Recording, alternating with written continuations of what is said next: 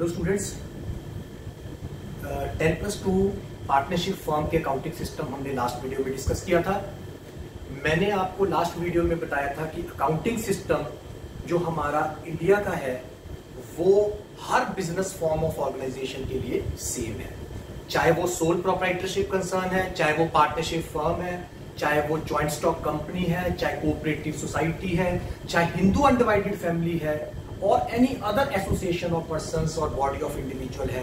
सबके लिए accounting system same है, अकाउंटिंग के रूल्स एंड रेगुलेशन सेम है, डेबिट क्रेडिट सेम है, नॉमिनल रियल पर्सनल अकाउंट के फंडामेंटल सेम है, double entry system of book keeping है। जो भी इंडिया में ऑपरेट कर रहा है, कोई भी बिजनेस और कोई भी प्रोफेशन, उसका अकाउंटिंग सिस्टम में डिफरेंस नहीं होता। फॉर्म ऑफ बिजनेस ऑर्गेनाइजेशन से अकाउंटिंग सिस्टम में डिफरेंस नहीं आता। ये नहीं कि सोल प्रोप्राइटर है तो उसका अकाउंटिंग सिस्टम के रूल्स एंड रेगुलेशंस कुछ और होंगे। All the rules and regulations of accounting systems of any business form of organisation are same. Partnership firm भी एक फॉर्म ऑफ बिजनेस ऑर्गेनाइजेशन है, तो इसका अकाउंटिंग सिस्टम भी सेम ही होगा। वही journals, ledger, trial balance, financial statements और फिर उनका एनालिसिस। पर मैंने आपको लास्ट वीडियो में थोड़ा स्पेसिफाई किया था कि पार्टनरशिप फर्म सोल प्रोप्राइटर से डिफरेंट है। कैसे डिफरेंट है? सोल प्रोप्राइटर में सिंगल ओनर होता है, कैपिटल एक ही ओनर प्रोवाइड करता है और जो प्रॉफिट और लॉस है वो सारा एक ही ओनर का है। तो वो ट्रेडिंग अकाउंट बनाता है, प्रॉफिट एंड लॉस अकाउंट बनाता है और सीधा बैलेंस शीट बना लेता है। जितना भी प्रॉफिट है वो अपनी कैपिटल में ऐड करके बैलेंस शीट में ले जाता है। लेकिन पार्टनरशिप फर्म में मिनिमम 2 पार्टनर्स होते हैं, मैक्सिमम 50 तक चले जा सकते हैं। तो जब इतने सारे ओनर हैं तो प्रॉफिट भी सबके बीच में डिस्ट्रीब्यूट होगा। सारा प्रॉफिट एक के पास नहीं जाएगा। उनकी agreed ratio as per partnership deed में जो उन्होंने आपस में एग्री किया है उस रेशो में प्रॉफिट डिस्ट्रीब्यूट होगा। अगर कोई वर्किंग पार्टनर है और डीड प्रोवाइड करती है तो उसे सैलरी भी पे करनी पड़ेगी। अगर डीड प्रोवाइड करती है तो हम पार्टनर्स को इंटरेस्ट ऑन कैपिटल भी देंगे। अगर पार्टनरशिप डीड प्रोवाइड करती है तो हम उससे इंटरेस्ट ऑन ड्राइंग भी चार्ज करेंगे। तो इतना कुछ पार्टनर्स को देना है जब उनसे चार्ज करना है, तो इसके लिए हमें एक सेपरेट स्टेटमेंट बनानी पड़ती है जिसका नाम होता है profit and loss appropriation account, जिसको हम profit and loss distribution account भी कह सकते हैं। यह भी है कि हमें P&L एप्रोप्रिएशन के साथ साथ कैपिटल अकाउंट भी पार्टनर्स का बनाना पड़ता है। वो क्यों बनाना पड़ता है? क्योंकि पहले तो एक ही ओनर था सोल प्रोप्राइटर में, सारा का सारा प्रॉफिट उसकी कैपिटल में ऐड होकर बैलेंस शीट में पहुंच जाता था। लेकिन यहां 2 या 2 से ज्यादा पार्टनर हैं तो सबने अलग अलग अमाउंट कंट्रीब्यूट की हुई है। किसी को सैलरी मिल रही है, इंटरेस्ट ऑन कैपिटल मिल रहा है, इंटरेस्ट ऑन ड्राइंग चार्ज हो रहा है, प्रॉफिट अलग अलग अमाउंट से मिल रहा है क्योंकि उन्होंने एग्रीड रेशो कुछ स्पेसिफाई की होगी। तो उनको प्रॉफिट भी मिल रहा है अलग अलग अमाउंट से, लॉस है तो लॉस उनसे चार्ज किया जा रहा है, इंटरेस्ट ऑन कैपिटल मिल रहा है as per their capital, interest on drawing, अगर किसी पार्टनर ने ड्राइंग किया तो इंटरेस्ट ऑन ड्राइंग उससे चार्ज किया जा रहा है, सैलरी दी जा रही है अगर कोई वर्किंग पार्टनर है। तो उनकी अल्टीमेटली कैपिटल वेरिड चेंज हो जाएगी, एड लेस करके जो उनकी क्लोजिंग कैपिटल है वो चेंज होके फिर बैलेंस शीट के अंदर जाएगी। तो जब इतने सारे पार्टनर्स हैं, सबकी कैपिटल अलग अलग है, सबकी कॉन्ट्रीब्यूशंस अलग अलग है, सबको प्रॉफिट अलग अलग अमाउंट मिल रहा है, तो उनकी कैपिटल का जो क्लोजिंग बैलेंस है वो भी डिफरेंट हो जाएगा। तो हमें कैपिटल अकाउंट बना के उनकी क्लोजिंग कैपिटल निकाल के फिर बैलेंस शीट में ट्रांसफर करेंगे। तो 2 एक्स्ट्रा स्टेटमेंट बनाएंगे हम, one is P&L appropriation account and second is capital account. तो आज मैं पहले आपको P&L अकाउंट का फॉर्मेट कराऊंगा, फिर मैं P&L एप्रोप्रिएशन कराऊंगा। This is profit and loss account for year ending 31 मार्च। क्या क्या कॉलम्स होते हैं? पर्टिकुलर्स, अमाउंट,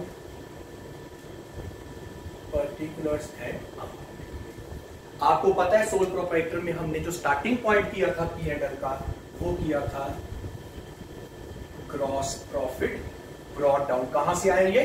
ट्रेडिंग अकाउंट से आया। और अगर लॉस है तो ग्रॉस लॉस ब्रॉट डाउन, ये भी कहां से आया? ट्रेडिंग अकाउंट से हमने पहले बैलेंस ट्रांसफर कर दिया। इस साइड सारे इनडायरेक्ट एक्सपेंसेस, दो तरह के एक्सपेंस है, one is direct and second are indirect expenses. Direct expenses हमने ट्रेडिंग में ले लिए, इनडायरेक्ट एक्सपेंसेस P&L अकाउंट में लेते हैं, जिसमें ऑफिस के एक्सपेंसेस आ गए, सेलिंग के सारे एक्सपेंसेस आ गए, डिस्ट्रीब्यूशन एक्सपेंसेस आ गए, बैड डेट्स वगैरह सारे सेलिंग एक्सपेंस है। डिस्ट्रीब्यूशन जैसे सेल्समैन की सैलरी है, डिलीवरी वैन के एक्सपेंसेस है, ऑफिस एक्सपेंसेस जैसे printing, stationery, rent, rate, tax, insurance, salary to the staff, ये सब। बहुत इंपॉर्टेंट डेप्रिसिएशन फिक्स एसेट्स की यहां आ गई। जैसे टेंजिबल फिक्स एसेट आप बिजनेस में यूज कर रहे हैं तो उसकी स्ट्रेट लाइन या return down value method of depreciation, जो आपने +1 में किया था उसकी डेप्रिसिएशन आ गई। यहां सारी इनकम्स आ गई,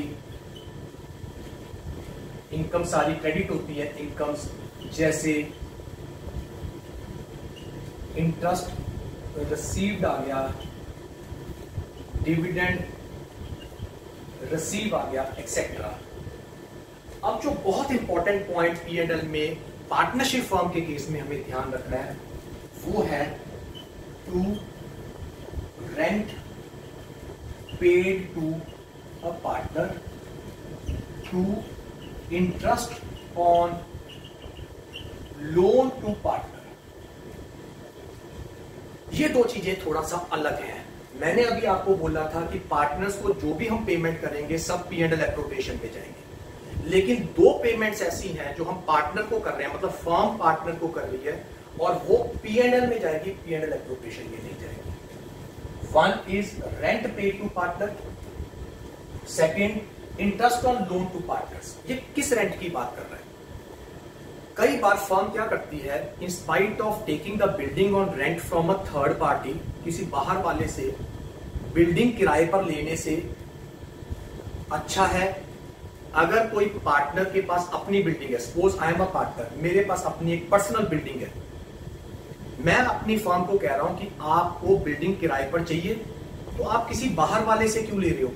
आप मुझसे ही किराए पर बिल्डिंग ले लो, मैं अपनी बिल्डिंग फर्म को यूज करने के लिए देता हूं और जो भी उसका रेंट है वो आप मुझे पे कर दो as agreed between the partner and the firm. तो यहां रेंट जो फर्म पे कर रही है किसको? पार्टनर को। किस लिए? फॉर यूजिंग हिज और her premises is an expense for the firm, it is a charge, it is an expense और अ चार्ज अगेंस्ट प्रॉफिट। तो इसे हम रेंट पे टू पार्टनर, क्योंकि यहां पार्टनर को जो पेमेंट की जा रही है वो इन कैपेसिटी एज पार्टनर नहीं की जा रही, इन कैपेसिटी एज लैंडलॉर्ड की जा रही है। अगर हम उसे मालिक की तरह कोई पेमेंट करते हैं तो वो P&L एप्रोप्रिएशन में जाएगी, लेकिन यहां हम उसे मालिक नहीं मान रहे फर्म के, हम उसे मान रहे हैं कि वो एक लैंडलॉर्ड है और वो अपनी बिल्डिंग हमें किराए पर दे रहा है और हम उसे रेंट पे कर रहे हैं। तो जो रेंट पे कर रहे हैं हम पार्टनर को for using the premises of the partner is an expense for the firm, और वो फर्म P&L अकाउंट में डेबिट करती है, P&L एप्रोप्रिएशन में नहीं दिखाती। क्या एंट्री होती है? Rent account debited to cash, या अगर चेक से पेमेंट हुई है तो bank, P&L account debited to rent, P&L में उसे डेबिट कर दिया जाता है। मैं एंट्रीज अलग से भी बताऊंगा। Similarly interest on loan to partner, आपको पता है कोई भी बिजनेस कैपिटल के बिना नहीं चलता। हर पार्टनर ने अपनी अपनी अमाउंट कंट्रीब्यूट की हुई है in the form of capital. किसी ने 1 लाख दिया, किसी ने 2 लाख दिया, किसी ने 5 लाख दिया, किसी ने 10 लाख दिया, कैपिटल आ गई। लेकिन कैपिटल के अलावा फर्म को और फंड्स की रिक्वायरमेंट भी है, तो फर्म किसी से लोन भी लेता है, किसी लेंडर से, बैंक से, किसी इंडिविजुअल से।